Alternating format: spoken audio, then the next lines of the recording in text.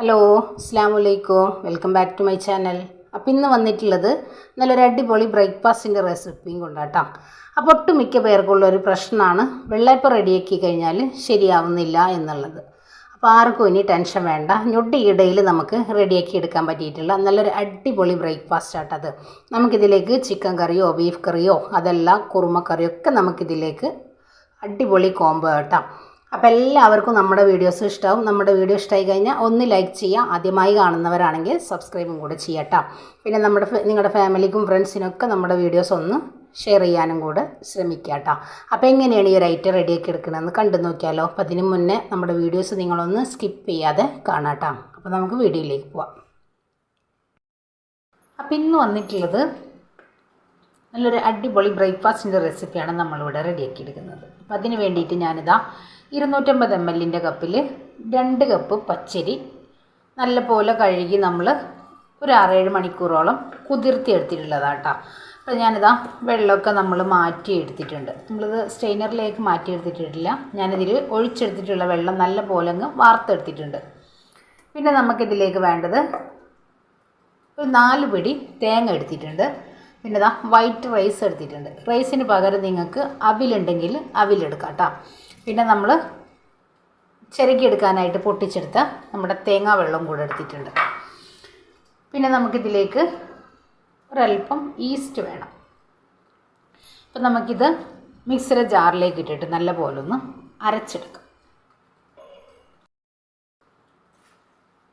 അപ്പം നമ്മളിവിടെ എടുത്തിട്ടുള്ള പച്ചരി റേഷൻ കടയിൽ നിന്ന് വാങ്ങിച്ചെടുക്കുന്നതാട്ടോ. അപ്പോൾ നമ്മൾ ഇഡ്ഡലി റൈസോ ഒന്നല്ല കേട്ടോ എടുത്തിട്ടുള്ളത്, സാധാരണ നമ്മുടെ റേഷൻ കടയിലത്തെ പച്ചരി വെച്ചിട്ടാണ് നമ്മൾ ഈ ഒരു ഐറ്റം റെഡിയാക്കി എടുക്കുന്നത്. അപ്പം നമുക്കിത് 2 ബാച്ചായിട്ട് നമുക്ക് അരച്ചെടുക്കാം.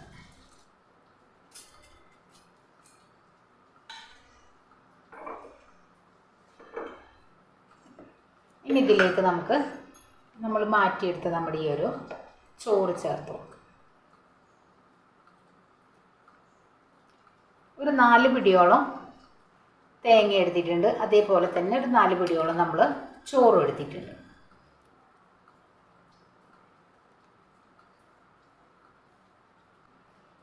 ഇനി ഇതിലേക്ക് നമ്മൾ മാറ്റിയെടുത്ത് നമ്മുടെ ഈ ഒരു തേങ്ങാ വെള്ളം കൂടെ ഒഴിക്കാം. ആവശ്യത്തിനുള്ള വെള്ളം കൂടെ ഒഴിച്ചിട്ട് ഒത്തിരി അങ്ങോട്ട് വെള്ളമായി പോണ്ട. നമ്മുടെ റൈസിൻ്റെ കറക്റ്റ് ലെവലിൽ നമ്മൾ വെള്ളം ഒഴിച്ച് നമുക്കൊന്ന് അരച്ചെടുക്കാം.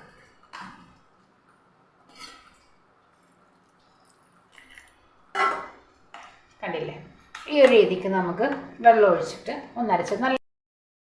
ഇതാ നമ്മുടെ ഈ ഒരു അരിയുടെ മീതക്ക് നമ്മൾ വെള്ളം വരാത്ത രീതിയിൽ നമ്മൾ ഒഴിച്ചെടുത്തിട്ടുണ്ട്. പിന്നെ നമുക്ക് വേണ്ടത് ഇൻസ്റ്റൻറ്റ് ഈസ്റ്റ് ആട്ടാ.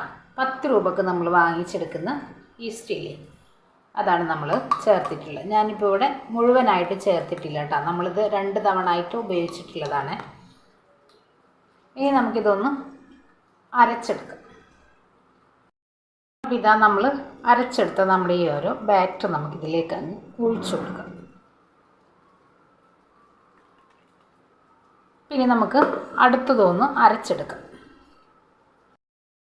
അപ്പോൾ ഇതാ നമ്മൾ രണ്ടാമത്തെ ബാച്ച് നമ്മൾ നല്ല തിക്കായിട്ടാണ് അടിച്ചെടുത്തിട്ടുള്ളത്.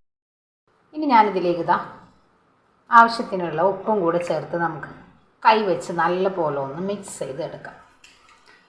അപ്പം നിങ്ങൾക്ക് വേണമെന്നുണ്ടെങ്കിൽ ഇതിൽ 1 ടേബിൾ സ്പൂണ് പഞ്ചസാര ചേർത്ത് കൊടുക്കാം കേട്ടോ. അപ്പം നമ്മുടെ അപ്പത്തിന് നല്ലൊരു ബ്രൗൺ കളർ കിട്ടാൻ വേണ്ടിയിട്ട് ഞാനിപ്പോൾ ഇവിടെ ചേർത്തെടുക്കുന്നില്ല കേട്ടോ. അപ്പം നമുക്കിത് കൈവച്ച് നല്ല പോലെ ഒന്ന് മിക്സ് ചെയ്ത് എടുത്തെങ്കിലാണ് നമ്മുടെ മാവ് നല്ല പോലെ അങ്ങ് പൊളിച്ചു പോകുന്നുള്ളൂ. അപ്പോൾ ഇതാ നമ്മൾ നല്ല പോലെ കൈ വെച്ച് മിക്സ് ചെയ്ത് എടുത്തിട്ടുണ്ട്.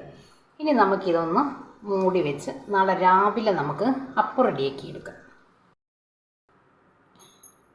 അപ്പോൾ ഇതാ നമ്മൾ അടിച്ചു വെച്ച മാവ് നല്ല പോലെ പതഞ്ഞ് പൊന്തി വന്നിട്ടുണ്ട്, കണ്ടില്ലേ. അപ്പോൾ ഇനി നമുക്കിത് അപ്പം റെഡിയാക്കി എടുക്കാം. നോൺ സ്റ്റിക്കിൻ്റെ ഒരു ചീനച്ചട്ടിയാണ് ഞാൻ വെച്ചിട്ടുള്ളത് കേട്ടോ. അപ്പച്ചട്ടി ഉള്ളവർക്ക് അപ്പച്ചട്ടി എടുത്താൽ മതി. 2 തവി മാവ് ഒഴിച്ച് കൊടുക്കാം.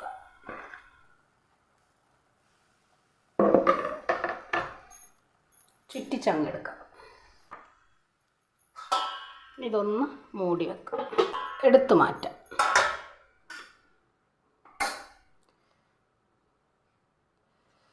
കണ്ടില്ലേ, നല്ല ചൂടാണ്. നമ്മുടെ പെർഫെക്റ്റ് ആയിട്ടുള്ള വെള്ളയപ്പം ഇവിടെ റെഡി ആയിട്ടുണ്ട്. അപ്പോൾ ഇതാ നമ്മുടെ അടിപൊളിയായിട്ടുള്ള വെള്ളയപ്പം ഇവിടെ റെഡിയാക്കി എടുത്തിട്ടുണ്ട്. കണ്ടില്ലേ, നല്ല സോഫ്റ്റ് ആട്ടോ. വളരെ സിമ്പിളായിട്ട് തന്നെ നമുക്കിത് റെഡിയാക്കി എടുക്കാനായിട്ട് പറ്റും. അപ്പോൾ എല്ലാവരും ട്രൈ ചെയ്ത് നോക്കി ഫീഡ്ബാക്കും കൂടെ അറിയിക്കാം കേട്ടോ. അപ്പോൾ ഇൻഷാ അല്ലാഹ് നാളെ മറ്റൊരു വീഡിയോ കാണുന്നവരെ അസ്സലാമു അലൈക്കും.